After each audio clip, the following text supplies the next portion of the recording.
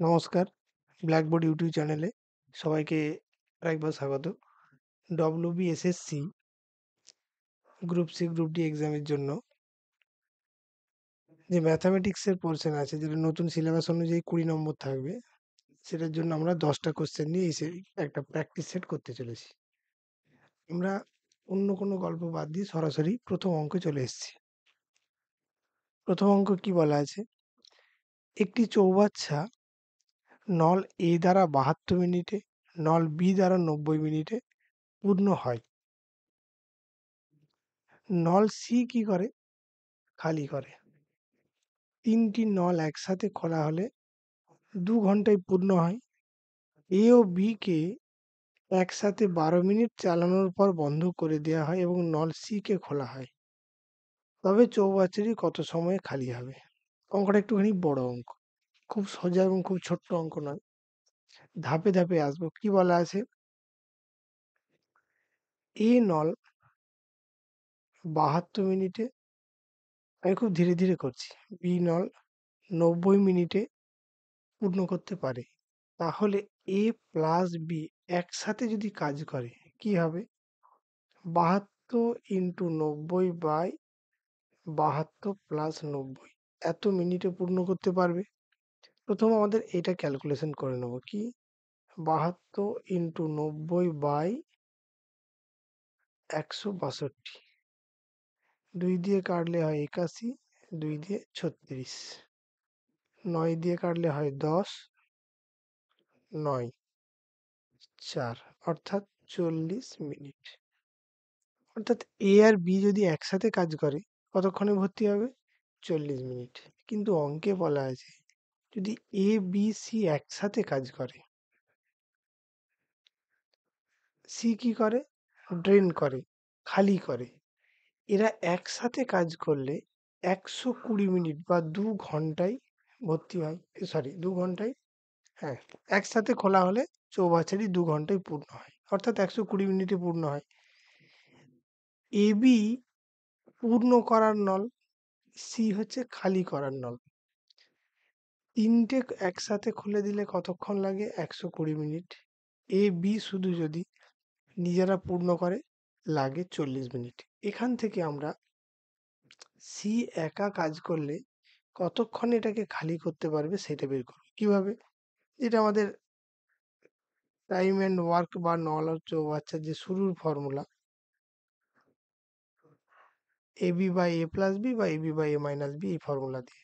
এখানে যেহেতু একসাথে বলা আছে 120 মিনিট, এদেরটা বলা আছে 40 মিনিট, তাহলে যে সি একা কতক্ষণে করবে এই ফর্মুলায় বের করে নেব। কি হবে? 40 ইন্টু 120/80, 2, এটা কাটলে 60। তাহলে এখান থেকে কি পেলাম? যে সি একা যদি কাজ করে কতক্ষণে খালি করবে? 60 মিনিটে। এরপর অঙ্কটা সেকেন্ড ধাপ। যদি নল এ ও বি একসাথে 12 মিনিট চালানো হয়, দিয়ে বন্ধ করে দেওয়া হয়, তো সি নল দিয়ে কতক্ষণ এটা খালি হয়? তাহলে দেখে নেব যে এ আর বি 12 মিনিটে কতটা ভর্তি করতে পারবে। টোটাল 40 মিনিটে যদি সম্পূর্ণ ভর্তি হয়, 12 মিনিটে হবে 12/40 অংশ। সি কে যেটা খালি করতে হবে সেই 12/40 অংশই খালি করবে। তাহলে সি পুরো এক অংশ খালি করতে সময় নেয় কতক্ষণ? 60 মিনিট। আর 12/40 অংশ খালি করতে কত সময় নেবে? তাহলে 60 ইন্টু 12/40, অর্থাৎ 18 মিনিট। তাহলে সি এ আর বি 12 মিনিট চলার পর যেটুকু পড়ে থাকবে, জল ভর্তি হবে, সেটা খালি করতে সময় নেবে 18 মিনিট। তাহলে উত্তর কোনটা হবে? Option C. পরের অঙ্কে চলে যাচ্ছি। একজন ক্রিকেটার 17তম ইনিংসে 85 রান করে, যার ফলে তার গড় রান 3 বৃদ্ধি পায়। 17তম ইনিংসের পর তার গড় রান কত? এটা শর্টকাট নিয়মেও করা যায়, ডিটেলেও করা যায়। যদি আমরা ধরে নিই যে 16 নম্বর ইনিংস অবধি তার গড় রান ছিল এক্স, 16 নম্বর ইনিংস। তাহলে 16 নম্বর ইনিংসের পর মোট রান কত ছিল? 16 ইন্টু এক্স অর্থাৎ 16x। 17 নম্বর ইনিংসে কত রান করেছে? 85। তাহলে এটা হয়ে গেল টোটাল রান। এর ফলে কি হয়েছে? না গড় রান 3 বৃদ্ধি পেয়েছে। আগে ছিল এক্স, 3 বৃদ্ধি পেয়ে হয়েছে এক্স প্লাস 3। টোটাল কতগুলো ম্যাচের? 17টা ম্যাচের। তাহলে এই যে 16x প্লাস 85 এটাও total run. 17 into x plus 3 এটাও টোটাল রান। এটা থেকে আমরা এক্স এর ভ্যালু বের করে নেবো। কিভাবে? না 16x প্লাস 85 সমান 17x প্লাস 51। এখান থেকে 17x মাইনাস 16x সমান 85 মাইনাস 51 দেয় কত হচ্ছে? 34। তাহলে কি হলো? 34 হয়ে গেল গড় 17 নম্বর ইনিংসের আগে। তাহলে 17 নম্বর ইনিংসের পর কি হয়েছে? গড় 3 বেড়েছে। তাহলে সেটা হয়ে গেছে 37। অপশন সি হয়ে যাবে এর সঠিক উত্তর। এটাকে আমরা অন্য একভাবেও করতে পারি। কিরকম? অথবা আমরা আরেক রকম ভাবতে পারি। 17 নম্বর ইনিংসে 85 করেছে। এই রানটা কোথায় ব্যবহার হয়েছে? না গড় রান 3 বৃদ্ধি পেয়েছে। এর অর্থ কি? না 16টা ইনিংসের যে 3 রান, 3 16 48 রান কোথায় ব্যবহার হয়েছে? এই 48 রান ব্যবহার হয়েছে শুধু গড় বাড়ানোর জন্য। তাহলে বাকি কত পড়ে আছে?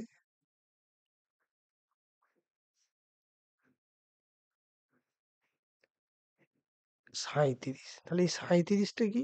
17 নম্বর ইনিংসের পর এভারেজ। এটা একবারে করলাম একদম শর্টকাটে। কি না 16 নম্বর ইনিংস পর্যন্ত তার গড় রান ছিল এক্স ফেক্স ধরার দরকার নেই। 3 রান করে বেড়েছে অর্থাৎ 48 রান চলে গেছে শুধু বাড়ার জন্য। তাহলে বাকি যেটা পড়ে আছে সেটাই হচ্ছে 17 নম্বর ইনিংসের পর গড় রান। এইভাবে আমরা ডাইরেক্ট করতে পারি যদি ডিটেল মেথডে বাঁদিকে যেটা দেখানো আছে সেটা যদি না করতে চাই। যার যেটা ইচ্ছা করবে এটাও এই মেথডেও করা যেতে পারে, এই মেথডেও করা যেতে পারে। নেক্সট, একটি পণ্য 25% লাভে বিক্রি করা হয় যদি ক্রয় মূল্য 20% কমানো হয় এবং বিক্রয় মূল্য একই থাকে, তো নতুন লাভের শতকরা হার কত? ধরে নিচ্ছি ক্রয় মূল্য ছিল 100 টাকা, আমি এটাকে সিপি লিখলাম, কস্ট প্রাইস। তাহলে বিক্রয় মূল্য কি হবে? 25% লাভ অর্থাৎ 125 টাকা। যদি ক্রয় মূল্য 20% কমানো হয় অর্থাৎ 100 থেকে 20% যদি আমরা কমাই সেটা হয়ে যাবে 80।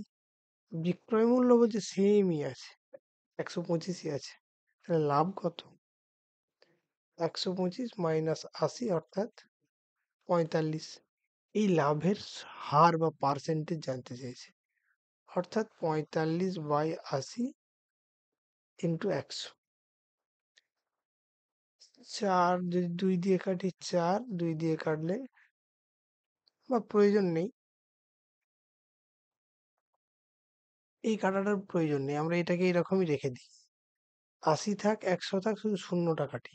তাহলে কি হলো? 450/8। এটাকে আমরা 8 5 40 থাকছে 50, 8 6 48, 2 8 2 16, 5, অর্থাৎ 56.25%। অপশন এ হয়ে যাবে এর সঠিক উত্তর।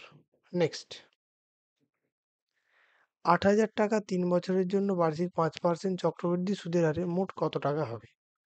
এক তো এটাকে আমরা ফর্মুলা দিয়ে করতে পারি, amount A equals to principal 1 plus R by 100 to the power N. এই ফর্মুলায় ফেলে করে দিতে পারি। এটা হবে 8,000, এটা 5%, এন হবে 3 বছর। সিম্পলি যেরকম ফর্মুলায় আসে সেরকম। আদারওয়াইজ কি করতে পারি? এইটা হচ্ছে 8,000 আমার অরিজিনাল প্রিন্সিপাল। 1 ইয়ারে 5% হারে কত হবে ইন্টারেস্ট? 400 টাকা। সেকেন্ড ইয়ার শেষে কি হবে? অরিজিনাল 800 টাকার জন্য পাবো 400 টাকা, আর এই 400 টাকার জন্য পাবো এর 5% 20 টাকা। থার্ড ইয়ারে কি হবে? 800-র জন্য পাবো 400, এই 400-র জন্য পাবো 20, এই 400-র জন্য পাবো 20, এবং এই যে আর একটা 20 রয়ে গেল, এই 20-র 5% অর্থাৎ 1 টাকা। টোটাল কত টাকা হলো? এটা হলো 1200, এইটা হলো 60, আর এটা 1। তাহলে টোটাল ইন্টারেস্ট পেলাম 1261 টাকা। তাহলে মোট কত টাকা হলো? 8000 ছিল, 1261 ইন্টারেস্ট, অর্থাৎ 9261 হয়ে গেল অ্যামাউন্ট, অর্থাৎ সুদ প্লাস আসল নিয়ে 9261 টাকা হবে। অপশন এ হলো এর সঠিক উত্তর। নেক্সট, একটি ত্রিভুজের বাহুগুলির অনুপাত 3:4:5। একটা যে কোনো ত্রিভুজ, যদিও খুব একটা এর কাজ নেই। 3, 4, 5 এক্স দিয়েও আমরা ভাবতে পারি। পরিসীমা হচ্ছে 60। যদি আমরা 3x, 4x, 5x ধরে নিতাম, তাহলে 3x, 4x, 5x এদের সাম হয়ে যাবে 60। 12x equals to 60, x equals to 5। তাহলে তিনটে বাহু যে ছিল, এক একটার ভ্যালু কি হবে? x এর ভ্যালু পুট করে দেবে। 25, 20, 15। তিনটে বাহুর দৈর্ঘ্য কত হয়ে গেল? 15 সেন্টিমিটার, 20 সেন্টিমিটার, 25 সেন্টিমিটার। এখন জানতে চাইছে ক্ষেত্রফল কত। তিনটে বাহুর দৈর্ঘ্য যেহেতু আলাদা, এটা একটা স্কেলিনি ট্রায়াঙ্গেল বা সমবাহু ত্রিভুজ। কিরকম ত্রিভুজ? সমবাহু।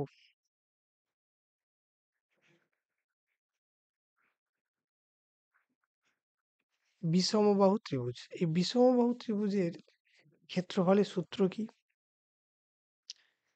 সমবাহু ত্রিভুজের ক্ষেত্রফলের সূত্র হল s, s minus a, s minus b, s minus c, এই চারটের গুণ।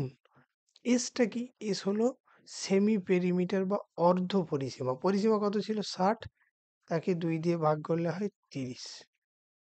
তাহলে সেমি পেরিমিটার বা অর্ধ পরিসীমা, এস এর ভ্যালু হয়ে গেল 30। আর এবিসি কি? এবিসি হচ্ছে তিনটে বাহুর দৈর্ঘ্য। তাহলে এই ভ্যালুটা সরাসরি আমরা পুট করে দেবো। আচ্ছা, 30 minus 15, 30 minus 20, 30 minus 25, that is 30 into 15 into 10 into 5 এর বর্গমূল। এটাকে আমরা ক্যালকুলেশন করে নিয়েও করতে পারি, অথবা ভেঙে লিখছি। কি করলাম? আমি জোড়া জোড়া খুঁজে নিলাম। একটা 15 আছে, দুটো 15, এর বর্গমূল থেকে একটা বেরিয়ে আসবে। দুটো 2 থেকে একটা 2, এবং দুটো 5 থেকে একটা 5 বর্গমূল করার জন্য বেরিয়ে আসবে। অর্থাৎ আলটিমেট এলো কত? 150 এর ক্ষেত্রফল। তাহলে ত্রিভুজটির ক্ষেত্রফল এলো কত? 150 বর্গ সেন্টিমিটার। নেক্সট, একটি আয়তক্ষেত্রের দৈর্ঘ্য 20% বৃদ্ধি এবং প্রস্থ 10% কমানো হলে ক্ষেত্রফলে শতকরা কত পরিবর্তন হবে? এটা পার্সেন্টেজ চ্যাপ্টারের অঙ্ক। তাহলে 20% বেড়েছে, সেই জন্য 20টা প্লাস, প্রস্থ কমেছে সেজন্য মাইনাস, এবং প্লাস মাইনাসে গুণ করলে হয় মাইনাস। 20 গুণিত 10/100। কি করলাম? যেটা বেড়েছে সেটা প্লাস, যেটা কমেছে সেটা মাইনাস, এবং এই দুটো চিহ্নের গুণ করলে যেটা হয় মাইনাস, এটা মাইনাস এবি বাই 100। এরকম না, a plus b plus ab by 100। এখন এ আর বি এর ভ্যালু, এখানে এ সমান +20, বি সমান -10। তাহলে কি হলো? 10 মাইনাস, এটা কেটে দিই 2, 8%। এটা প্লাসে আছে, অর্থাৎ বৃদ্ধি ঘটেছে। এটার বাইরে আমরা একটা পার্সেন্টেজ চিহ্ন দিয়ে বোঝার জন্য করতে পারি, যদিও আমাদের কম্পিটিটিভে দ্যাট ইজ নট ইম্পর্টেন্ট। এটা 8% বেড়েছে। অপশন এ হয়ে যাবে এর সঠিক উত্তর। একটি সংখ্যাকে ১৩৬ দিয়ে ভাগ করলে কত ভাগশেষ থাকে? ৩৬। সংখ্যাটিকে ১৭ দিয়ে ভাগ করলে কত ভাগশেষ থাকবে? এই ধরনের অঙ্ককে কোনো কিছু করার প্রয়োজন নেই। যেটা ভাগশেষ আছে সেটাকে যেটা দিয়ে ভাগ করতে বলা আছে ১৭, সেটা দিয়ে জাস্ট ভাগ করে দেবো। 2 হয়ে যাবে অ্যান্সার। অর্থাৎ কি করলাম? প্রথমে কত ভাগশেষ ছিল? ৩৬। সেই ৩৬কে কত দিয়ে ভাগ করার কথা বলা আছে দ্বিতীয়বার? না, ১৭ দিয়ে। এই ৩৬কে সিম্পলি ১৭ দিয়ে ভাগ করে দেবো। যেটা আমার ভাগশেষ থাকবে, ৩৬টা কি না প্রথম ক্ষেত্রে ভাগশেষ ছিল। যে ভাগশেষ ছিল সেটাকে দ্বিতীয় ক্ষেত্রে যেটা দিয়ে ভাগ করার কথা বলা হচ্ছে জাস্ট ভাগ করে দেবো। যেটা ভাগশেষ হিসেবে থাকবে সেটাই হয়ে যাবে এই কোশ্চেনের উত্তর। এক্ষেত্রে ১৭ দিয়ে ভাগ করার কথা বলা আছে, সেই জন্য ১৭ দিয়ে প্রথম ভাগশেষ ৩৬কে ভাগ করে দিলাম। মানে এক্সামে শুধু ১৭ আর ৩৬-এর প্রয়োজন থাকবে, দ্যাট ইজ 2 হচ্ছে অ্যান্সার। এইটুকুতেই কাজ হয়ে যাবে। প্রথম অংশটা করার আলাদা করে দরকার নেই যে ১৩৬ তার ভাগশেষ ৩৬, প্রয়োজন নেই। শুধুমাত্র আমার প্রয়োজন প্রথম ক্ষেত্রে কি ভাগশেষ ছিল এবং দ্বিতীয় ক্ষেত্রে কত দিয়ে ভাগ করতে বলছে। অর্থাৎ ১৭ এবং ৩৬ এই দুটো টার্ম আমাদের দরকার, আর কিচ্ছু না। ১৭ থেকে ৩৬ ভাগ দেবো ১৭ দিয়ে, ১৭ ২ ৩৪, ২ ভাগশেষ থাকে, that will be the answer 2। Next, ২০ জন পুরুষ একটি কাজ ৩০ দিনে করতে পারে, ৩০ জন পুরুষ কত দিনে করবে? খুবই সোজা অঙ্ক। এটাকে আমরা ইউনিট ওয়ার্কে কনভার্ট করে করতে পারি। কিরকম? না, ২০ জন ১৫ দিন, অনেক রকম নিয়ম আছে। আমি এই টোটাল ওয়ার্কটা ধরে নিচ্ছি কিরকম?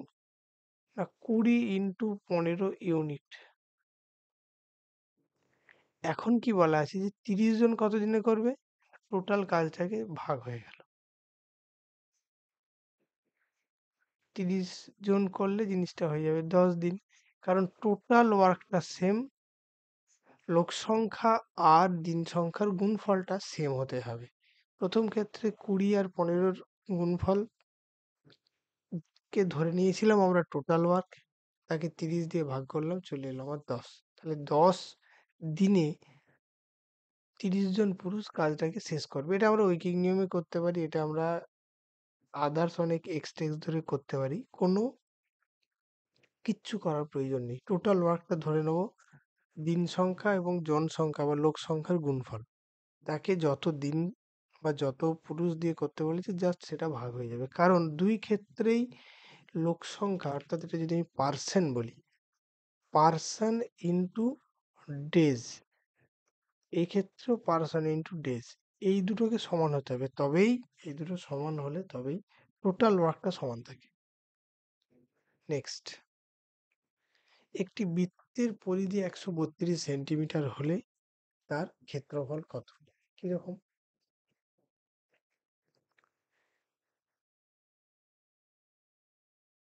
এই একটা ধরে নিলাম বৃত্ত, যার ব্যাসার্ধ হচ্ছে আর।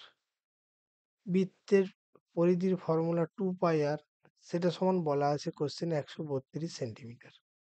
তাহলে এখান থেকে আর এর ভ্যালু পেতে পারি ১৩২/2 পাই। পায়ের ভ্যালু হচ্ছে ২২/৭। অর্থাৎ এটাকে যদি আমরা ক্যালকুলেশন করি, ২২, ৬ দিয়ে কাটবে ৩, অর্থাৎ আর এর ভ্যালু পেয়ে গেলাম এখানে 21। ইউনিটটা আমরা নিয়ে নেবো, যেহেতু শর্টকাটে করছি আমরা, ইউনিটটা সেন্টিমিটার লিখে নেবো। এবার কি জানতে চেয়েছে? তাহলে কি পেলাম? পরিধি ১৩২ থেকে আমরা ব্যাসার্ধের দৈর্ঘ্য পেয়ে গেলাম আর। জানতে চেয়েছে ক্ষেত্রফল। ক্ষেত্রফল ফর্মুলা কত? পাই আর স্কোয়ার। পায়ের ভ্যালু হচ্ছে ২২/৭ ইন্টু আর, 21 ইন্টু 21, ৩। এককটা বর্গ সেমি বা সেমি স্কোয়ার, অর্থাৎ 66 ইন্টু 21।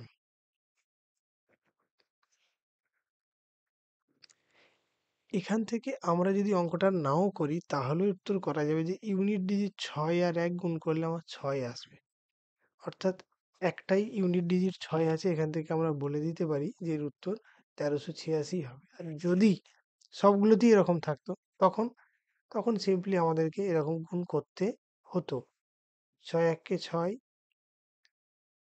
৬ একে ৬, ৬ দুগুণে ১২, ১৮ ৮ ১, ৬ দুগুণে ১২ একে ১৩, ১৩৮৬। অর্থাৎ ২ ভাবেই আমরা উত্তর পাবো। কিন্তু যেহেতু এখানে ইউনিট ডিজিট সব আলাদা, আলাদা, শুধুমাত্র এর ইউনিট ডিজিট থেকেই আমরা বলে দিলাম অপশন এ হবে কারেক্ট অ্যান্সার। বাকিগুলো আর করার প্রয়োজন নেই। নেক্সট। আচ্ছা, এটি হলো এই ভিডিওর লাস্ট অঙ্ক, ১০ নম্বর অঙ্ক। কি বলা আছে? একটি দ্রব্যের ক্রয় মূল্য ৭৫০ টাকা। 10% লাভে যদি বিক্রি করা যায় তাহলে বিক্রয় মূল্য কত হবে? খুব সোজা অঙ্ক। ৭৫০ টাকাতে 10% লাভ। এই ধরনের সোজা, সোজা অঙ্ক সাধারণত আসে না, যদিও এবারে WBPSI যেটা প্রিলি হয়েছে, এর এত সোজা, সোজা অঙ্ক এসছে, সম্ভবত ১২, ১০, ২৫ এ হয়েছে।